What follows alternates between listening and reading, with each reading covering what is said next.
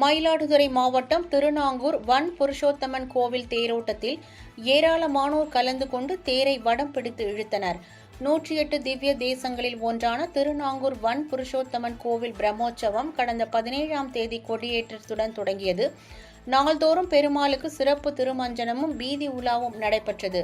முக்கிய நிகழ்ச்சியான தேரோட்டம் இன்று வெகு விமர்சையாக நடைபெற்றது. சிறப்பு அலங்காரத்தில் எழுந்தருளிய பெருமாள் வீதி உலா வந்த தேரை ஏராளமானோர் வடம் பிடித்து இழுத்து வழிபாடு செய்தனர்.